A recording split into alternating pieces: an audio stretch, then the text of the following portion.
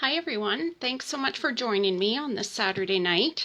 I hope you've had a good day off and didn't have to work today. It's finally turned warmer here in the Calgary area, which is so awesome. But now the roads are getting sloppy, of course. I guess it's good weather if you own a car wash. I took my vehicle there today and there were quite long lineups, that's for sure.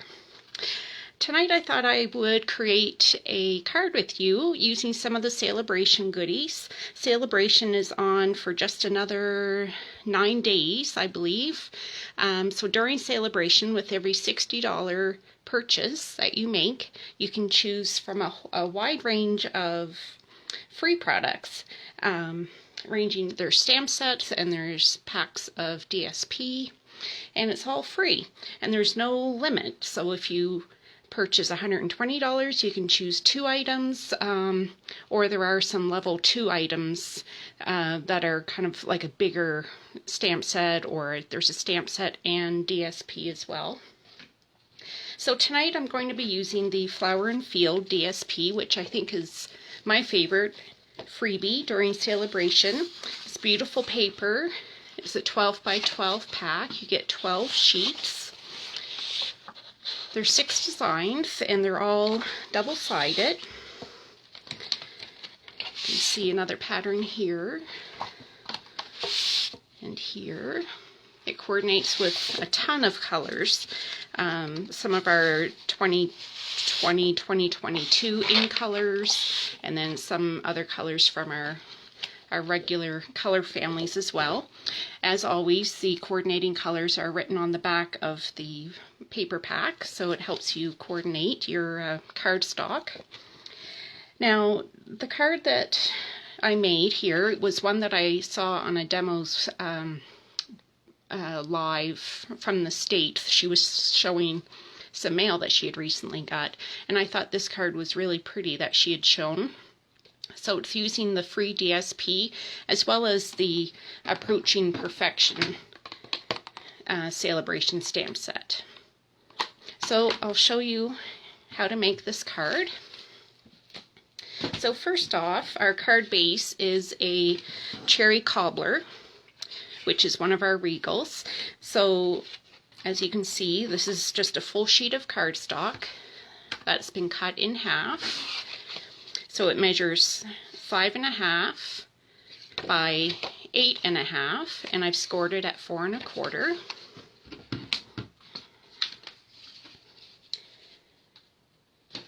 And I'll just burnish the fold there so it'll lay nice and flat. The next layer is Bumblebee, and it measures 4 5/8 by 3 3/8. This is one of the 2020, 2022 in colors. It's a really pretty yellow. And then I've also got a basic white layer. Actually, this is Whisper White. I'm still using up some cardstock that I had on hand. So Whisper White, it measures 4.5 by 3 1/4. So it's just 1/8 of an inch smaller in all directions. So it'll give a nice little border. And then I'm going to be adhering 4 strips of the DSP. So these strips each measure 1 by 3 inches. As you can see here, I've cut one already, this pattern, and then I've just flipped it over and I'm going to use the reverse side. So I need a couple more strips. This is another pattern I'm going to use, and I have my Stampin' Trimmer here. So this already measures 6 inches. So I need my strip to be 1 inch wide. And then I'm going to cut this in half at 3 inches. So I'm just lining it up here at the 3 and cutting. And there are 2 more strips. I'm going to use this pattern and then the reverse.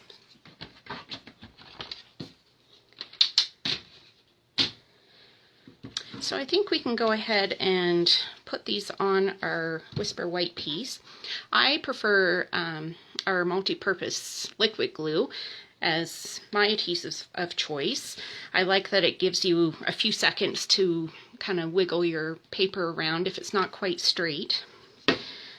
Now to put these on my card front, I think I'm going to go like this.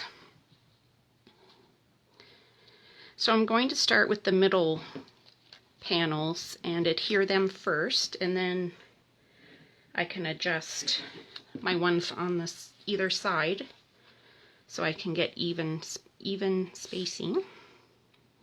So you just kind of lay them out where you think is what's going to look good and try to make them straight. You can use your grid paper to help you because it of course has lines on it.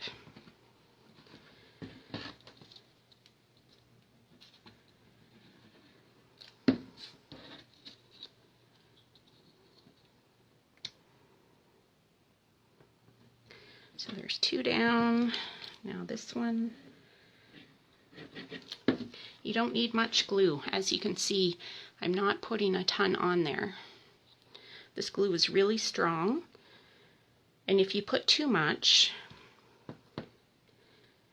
you'll be able to see little wiggly lines underneath, like on the reverse side, and nobody wants to see those glue worms, so you don't need much at all. And again, I can adjust it a little bit if it's not perfectly where I want it the first time. And see, I can even move this one a little bit to narrow the spacing up. Okay, that looks good. Next step, I'm going to adhere this to my bumblebee layer. Just flat down. So again, not a ton of glue. One of these bottles will last you a month or 2. Okay, so just check the top, the right, the bottom, and the left as you're laying that down to make sure you've got even borders. So that looks pretty good. Next up, we need some ribbon. So this is the actually in the annual catalog, it's Bumblebee Gingham ribbon.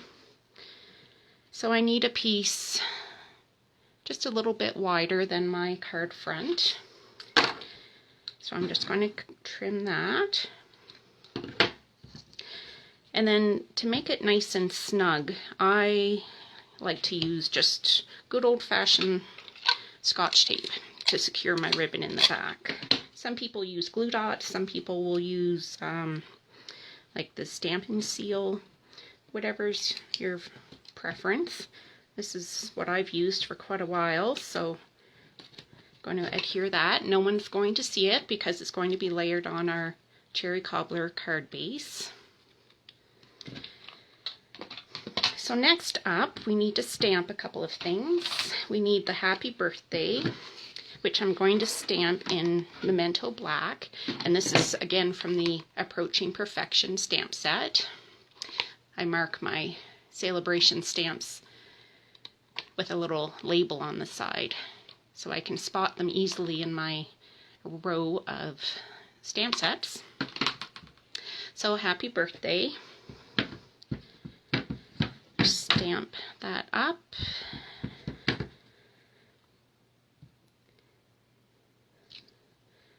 Perfect.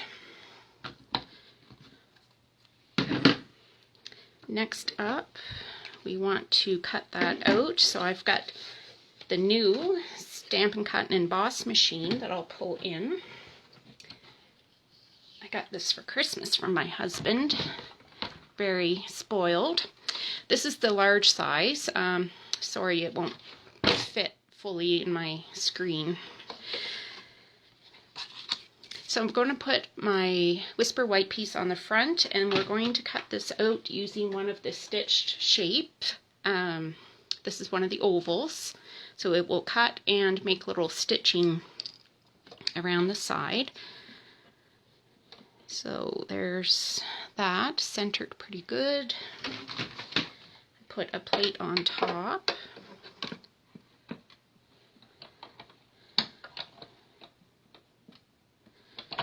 And then just roll that through. This machine works so much easier than the Big Shot. It's surprising. It just flows through nice and easy. Sorry, my space is limited here. So that's great. Let's cut that out. Now I also need, if you can see here on my sample, I've got a little black layer in behind, and that's using the layering ovals from the annual catalog.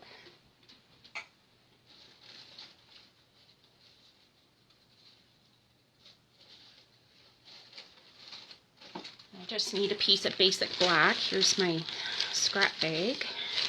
Let's see if I can find a piece. That should be big enough.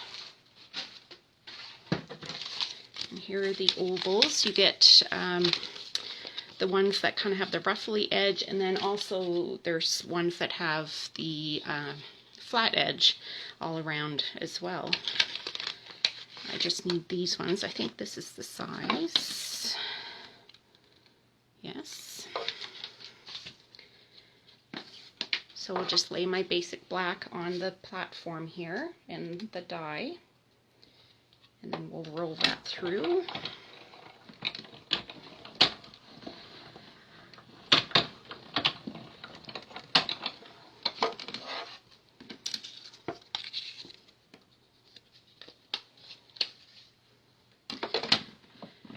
And this machine, the awesome thing about it, or one of the awesome things, is when you're done with it, it just folds right up, so it takes way less space on your in your crafting area. It's wonderful. So I think we're done with that now. So now we can, if you saw in my sample, the birthday candles were stamped on there as well, just to give a little more detail on the card. And I wanted to show you, when you get clear mount stamps, that means you can mount them on clear blocks, and the stickers are not on the stamps. That just helps keep prices down.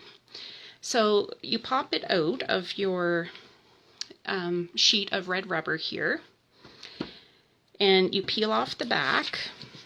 There's a backing on here that you just peel off. And then you get a sheet of stickers as well. So I'm going to find the sticker that matches these candles, which is right here. And the backing's just perforated, so you separate it, and that exposes it's very, very sticky. So you want to adhere that to the back, the foam of your stamp. So just very carefully place it on the stamp, on the sticker. You only get kind of one chance to do this. The stickers are very, very sticky. And of course you want to get it lined up as best you can. So now this is much stickier than they used to be before. When you adhered it to the block, I found the stickers didn't cling very well to our blocks, but they have changed the manufacturing, and they're extremely sticky now. So you'll find a lot of demonstrators got in the habit of not applying the stickers to the back because the plain foam was stickier than the stickers. But now Stampin' Up! Has changed the formula of those stickers, and they're super sticky, and that baby's not coming off, so it's great. So we want to stamp our candles in Bumbleberry, or Bumblebee, sorry, not Bumbleberry. And this is quite a dark color, so we want to stamp off once. And then we're going to do what's called second generation stamping. You just get a lighter version of the color, but the same bumblebee color. So now we're ready to adhere these two together. So I'll use my multi-purpose glue.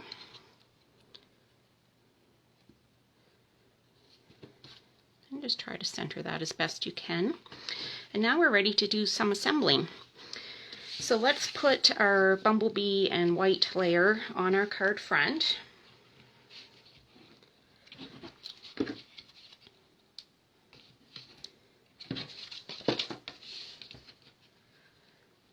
Again, I'm checking top, right, left, bottom, and left to try to make sure it's got the same amount of margin all around. And now I want to put my greeting on here, my sentiment, and I'm going to pop that up using our dimensionals. And did you know that we have black dimensionals? They're specially for our dark colored cardstock. So of course, being black, instead of putting white dimensionals on here, I'm putting the black ones so they don't show. So I'll just kind of put that there. And the finishing touch, we just need another piece of ribbon here. Just not very long. I'm just going to tie a simple knot.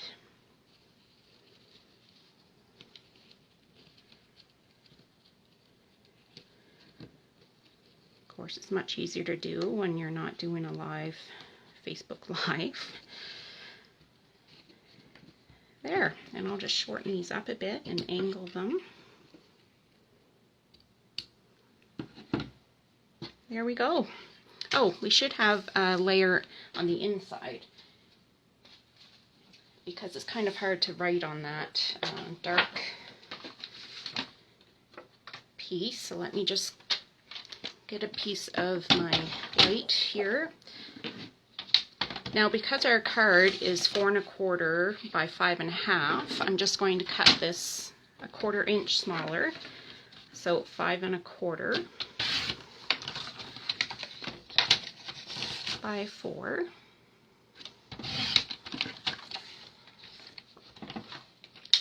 Oh, and then let's put a piece of DSP on the inside of our card. So I'm just measuring on this side at the 1/2 inch.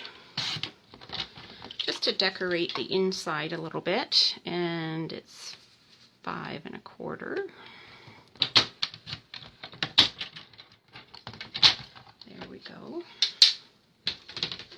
I can see somebody's joined me. Thank you. Welcome. So I'll just add this to my layer on the inside.